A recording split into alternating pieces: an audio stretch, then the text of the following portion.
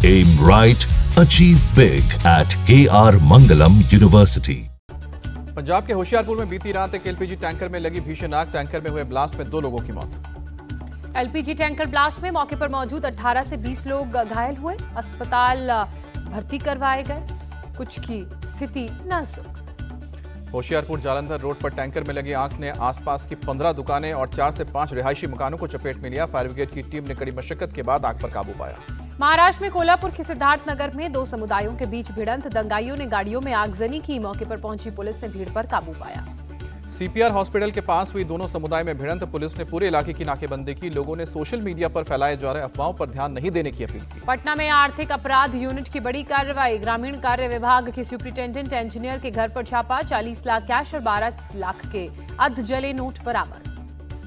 EOU की team ने superintendent engineer Vinod Kumar Rai के घर से करोड़ों की जमीन के दस्तावेज, 26 लाख की ज्वेलरी भी बरामद किए। 12 से अधिक बैंक अकाउंट की डिटेल भी मिले।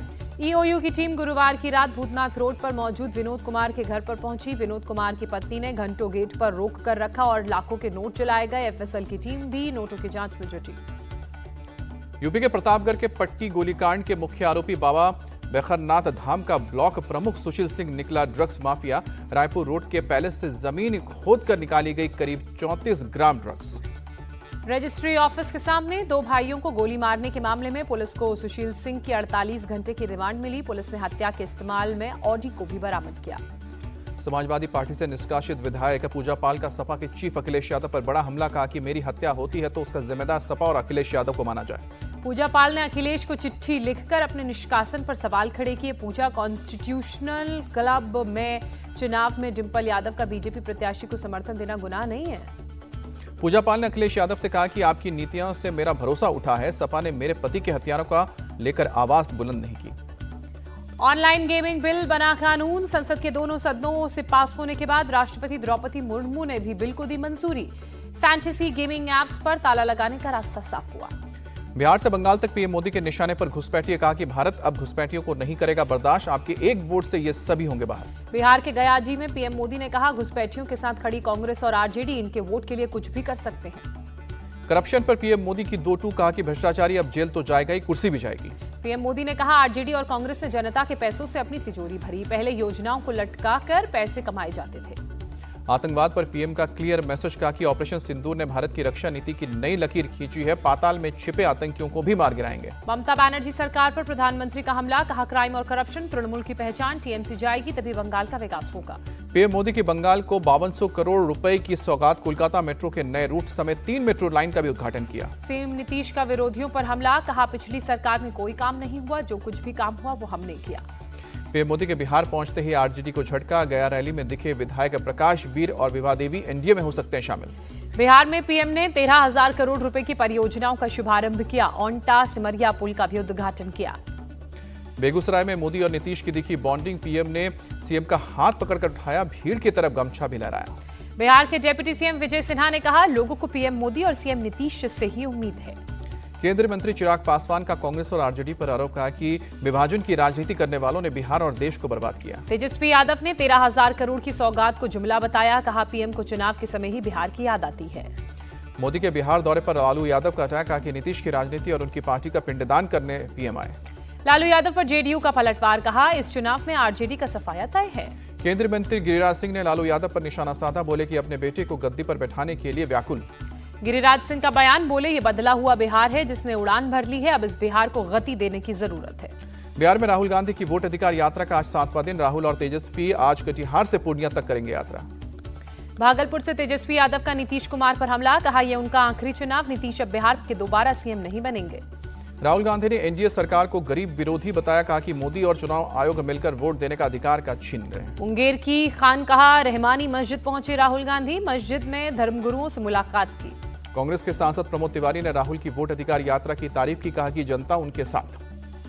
केरल दौरे पर गृह मंत्री अमित शाह कोची में बीजेपी के नेताओं से मुलाकात की। पहलगाम हमले में मारे गए एन रामचंद्रन की पत्नी और बेटी से भी मुलाकात की। तमिलनाडु में अमित शाह का कांग्रेस और डीएमके पर अटैक। कहा कि राहुल के पीएम मोदी और उदयनिधि के सीएम बनने के सपने कभी पूरे नहीं होंगे। संविधान में 130वें संशोधन पर जम्मू कश्मीर के सीएम उमर अब्दुल्ला ने कहा, बीजेपी हमेशा सत्ता में नहीं रहेगी। बीजेपी के खिलाफ भी इस कानून का इस्तेमाल हो सकता है। बिहार में एसआईआर को लेकर सुप्रीम कोर्ट का बड़ा आदेश, चुनाव आयोग से आधार शामिल करने को कहा। नाम जुड़वाने के लिए ऑनलाइन भी कर सकते हैं आवेदन। सुप्रीम कोर्ट ने राजनीतिक दलों पर सवाल खड़े करते हुए कहा, बड़ी संख्या में बूथ लेवल एजेंट्स, लेकिन शिकायत सिर्फ 2 दर्ज हुई। कांग्रेस ने एसआईआर पर सुप्रीम कोर्ट के फैसले का स्वागत किया, कहा कि चुनाव आयोग के क्रूर हमले से लोकतंत्र बच गया। कांग्रेस ने कहा, सुप्रीम कोर्ट के फैसले से चुनाव आयोग पूरी तरह एक्सपोज हुआ।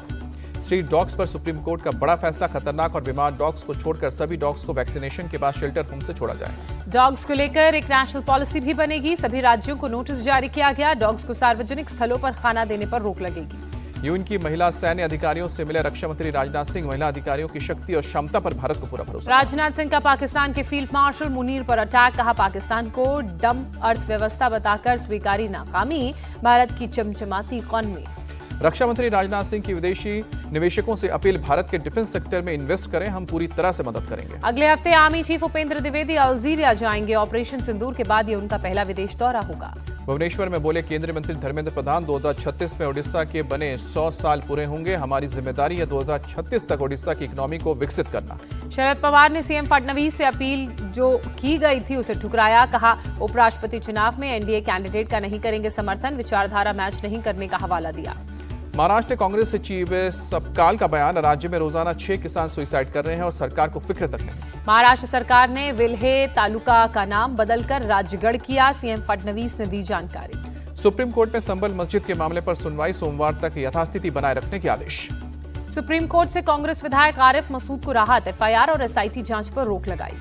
महाराष्ट्र में नासिक के नंदूर मध्लेश्वर इलाके में हैरान करने वाली घटना, बस्ती में घुस आए एक तेंदुए से भिड़ा एक स्ट्रीट डॉग, तेंदुए को करीब 300 मीटर तक घसीटा, किसी तरह जान बचाकर भागा तेंदुआ।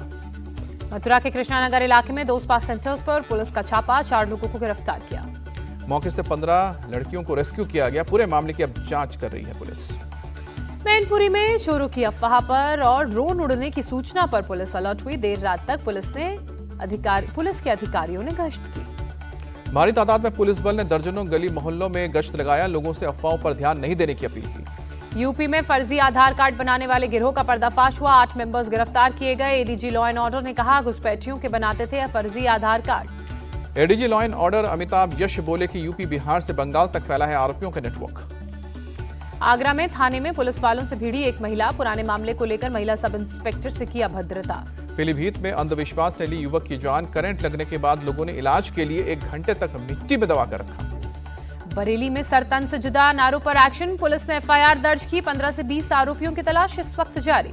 गाजियाबाद के लोनी में 2 आरोपी अरेस्ट, दिव्यांग से गैंगरेप के मामले में तलाश थी। झांसी में महिला की हत्या कर शव के टुकड़े करने वाले आरोपी को गिरफ्तार किया गया, 25,000 रुपए का था इस पर इनाम। मेरठ के ब्रह्मपुरी में फायरिंग के 2 आरोपी, पुलिस के हत्थे चढ़े पिस्टल बरामद।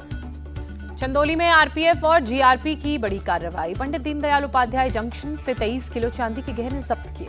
लखीमपुर खीरी में अस्पताल की लापरवाही से नवजात की मौत, झोले में शव रखकर डीएम के पास पहुंचा पिता। बिहार के मुजफ्फरपुर में नशे में धुत लोगों का हंगामा, दुकानदार से जमकर मारपीट, मौके पर पहुंची पुलिस से भी धक्का मुक्की।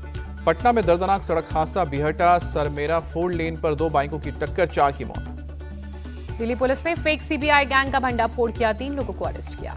मुंबई में 81 साल की महिला साइबर ठगी का शिकार, 7 करोड़ से ज्यादा का लगाया चूना।